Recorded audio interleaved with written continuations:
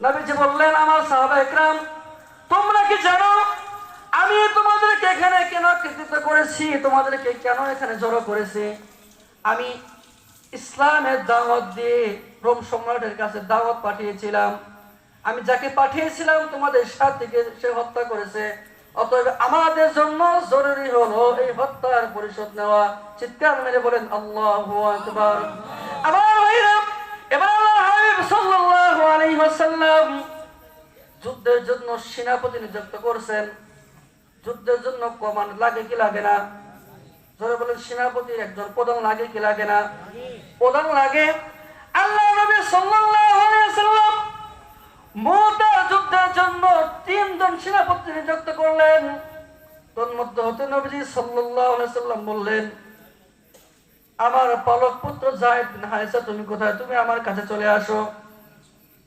এরপর নবীজি 2 নাম্বার ডাকলেন, আমার প্রিয় চাচাতো ভাই ও জাফর বিন আবি তালিব, তুমি কোথায়? তুমি আমার কাছে চলে আসো।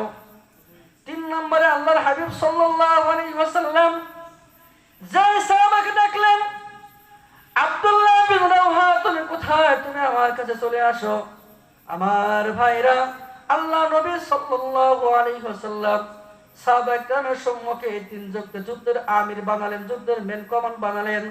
আল্লাহ নবী সাল্লাল্লাহু আলাইহি ওয়াসাল্লাম হযরত যায়েদ বিন হারিসাকে ডেকে বললেন, ও যায়েদ বিন হারিসা, তুমি হবা এই যুদ্ধের প্রধান সেনাপতি।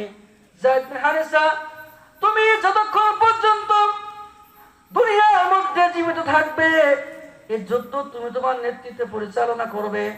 এরপর তুমি যখন শহীদ হয়ে যাবে, জান্নাতে সবুজ পাখি হয়ে যাবে। যায়েদ বিন হারিসা 2 নাম্বার সেনাপতি হবে আমার অতি আদরের চাচাতো ভাই হযরত জাফর বিন আবি তালিব। জাফর বিন আবি তালিব যখন মুশরিকদের সাথে লড়তে লড়তে শহীদ হয়ে যাবে, 3 নাম্বার যিনি সেনাপতির দায়িত্ব পালন করবে তিনি হলেন আমার সাহাবী আব্দুল্লাহ বিন রাওহা। সুবহানাল্লাহ। একটা যুদ্ধে সাধারণত কয়জন আমিরের প্রয়োজন হয়? বলেন কয়জন? একজন। কয়জন? একজন। সেখানে আল্লাহর হাবিব সাল্লাল্লাহু আলাইহি ওয়াসাল্লাম পরপর 3 জন সেনাপতি কেন নিযুক্ত করলেন?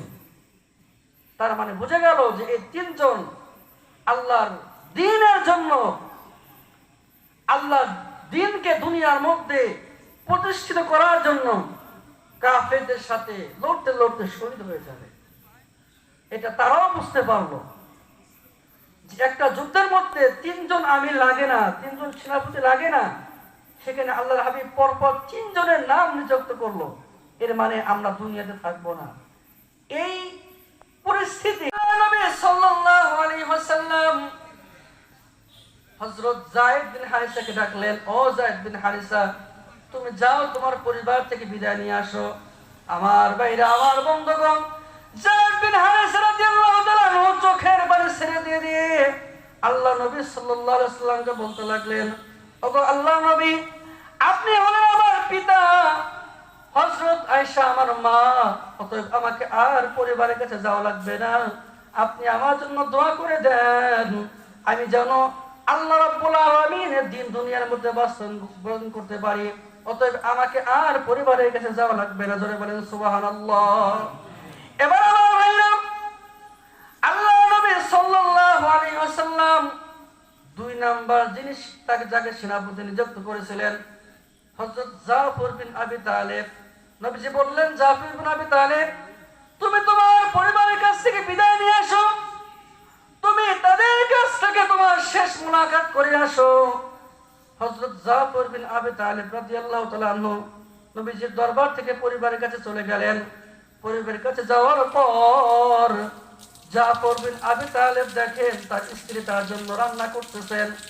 আমার ভাইরা, জাফর বিন আবি তালিব বলেন, ও প্রাণের প্রিয়তমা স্ত্রী, তুমি কি করছো? জাফর বিন আবি তালিবের স্ত্রী বলেন, প্রাণের প্রিয়তমা স্বামী, আমি আপনার জন্য খাবার রান্না করছি। জাফর বিন আবি তালিব বলেন, প্রিয়তমা স্ত্রী, তোমাকে আর আমার জন্য রান্না করা লাগবে না। ইতিমধ্যে আল্লাহর হাবিব সাল্লাল্লাহু আলাইহি ওয়াসাল্লাম আমাকে যুদ্ধের সেনাপতি করে নিযুক্ত করেছেন। জোরে বলেন সুবহানাল্লাহ। জাফর বিন আবি তালেব বলছেন, কে তোমার স্ত্রী, তুমি আমার জন্য খাবার রান্না করছো। আল্লাহর হাবিব তো আমাকে যুদ্ধের দ্বিতীয় 2 নং সেনাপতি নিযুক্ত করেছেন, আর আমার আগে একজন সেনাপতি আল্লাহর হাবিব ঘোষণা করেছেন, আমার পরের একজন সেনাপতি আল্লাহর হাবিব ঘোষণা করেছেন।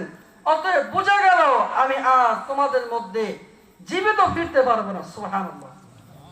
আমার ভাইরা, আল্লাহ নবী সাল্লাল্লাহু আলাইহি ওয়াসাল্লাম 3 জন সেনাপতির 2 নাম্বার সেনাপতি জাফর বিন আবি তালেব নিযুক্ত করেছেন। জাফর বিন আবি তালেব বলেন, প্রিয়তম স্ত্রী আমাকে বিদায় দিয়ে দাও। আমার ভাইরা, আল্লাহ নবী সাল্লাল্লাহু আলাইহি ওয়াসাল্লামের আপন চাচাতো ভাই ছিল হযরত জাফর বিন আবি তালেব। এবার জাফর বিন আবি তালেব ওনার স্ত্রী আল্লাহর কাছে দোয়া করছেন, আল্লাহ আমার স্বামীকে অর্থাৎ জাফর বিন আবি তালেবকে আপনি আমার কাছে গাজী করে ফিরিয়ে দেন। বলেন সুবহানাল্লাহ। ওনার স্ত্রী দোয়া করছেন, আল্লাহ আমার স্বামীকে আপনি গাজী করে আমার কাছে ফিরিয়ে দেন, আল্লাহ যেন আপনাকে গাজী করে আমার কাছে পাঠিয়ে দেন। এবার আল্লাহ নবীর সাহাবী ওনার স্ত্রীর বাম হাত চেপে ধরে ওনার তরবারির উল্টা পিঠ তারা আঘাত করে বলছেন, প্রিয়তম স্ত্রী আমার জন্য উল্টা দোয়া করো না। যেখানে আমার আগে এবং আমার পরে 2 জন সেনাপতি আল্লাহর হাবিব নিযুক্ত করেছেন, তার মানে বোঝা গেল আমি জাফর বিন আবি তালেব আর বেঁচে ফিরবো না, আমি জান্নাতের সবুজ পাখি হয়ে যাব, আমি শহীদ হয়ে যাব। অতএব আমার জন্য তুমি এই উল্টা দোয়া করো না। এবার আমার ভাইরা, কিতাবের মধ্যে আসছে জাফর বিন আবি তালেবের 2টা ছোট্ট ছোট্ট বাচ্চা ছিল।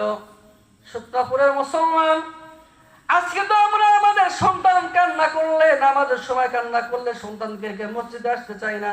কথা বলেন ঠিক কিনা? সন্তান কান্না করলে কি করি না? মসজিদের দিকে আসতে চাই না। সেখানে নিশ্চিত মৃত্যু জেনে ছোট ছোট 2টা সন্তানের ভবিষ্যৎ আল্লাহর উপরে ছেড়ে দিয়ে উনি যুদ্ধের ময়দানে ছুটছেন। উনি জানে যে আমি আর বেঁচে ফিরবো না। আমার ভাইরা, ছোট্ট 2টা বাচ্চা জাফর বিন আবি তালেবের হাত ধরে বলেন, বাবা আপনি তো কেবলমাত্র শুধুমাত্র হাবশা থেকে হিজরত করে মদিনাতে এসেছেন, আপনি এখন অবধি আমাদেরকে নিয়ে খেলাধুলার সুযোগ পান নাই, আমাদেরকে সময় দেন নাই। ও বাবা চলেন না, আপনি আমাদেরকে সাথে নিয়ে খেলবেন, আমাদেরকে একটু সময় দিবেন। জাফর বিন আবি তালেব বলেন, সন্তানেরা রে, তোমাদেরকে আমি আল্লাহর জিম্মায় রেখে গেলাম, আমাকে আল্লাহর হাবিব সাল্লাল্লাহু আলাইহি ওয়াসাল্লাম যুদ্ধের জন্য পাঠাবেন। ধরে বলেন সুবহানাল্লাহ। এবার আমার ভাইরা, জাফর বিন আবি তালেব কোন রকম পরিবার থেকে বিদায় নিয়ে চলে আসলেন। 3 নাম্বার যিনি সেনাপতি আল্লাহ হাবিব নিযুক্ত করেছেন হযরত আব্দুল্লাহ বিন রাওহা রাদিয়াল্লাহু তাআলা আনহা, উনি সদ্যমাত্র কেবলমাত্র বিবাহ করেছেন, এখন পর্যন্ত বাসর ঘর হয় নাই। নববধূ স্ত্রী ঘরের মধ্যে রেখে এসেছেন। হযরত আব্দুল্লাহ বিন রাওহা রাদিয়াল্লাহু তাআলা আনহু বাড়িতে যাওয়ার পরে দেখতে পান ওনার স্ত্রী গুনগুন করে কোরআনুল কারীম থেকে তেলাওয়াত করতেন। ধরে বলেন সুবহানাল্লাহ। বাসর ঘরের মধ্যে নতুন বধূ কোরআন থেকে তেলাওয়াত করছেন।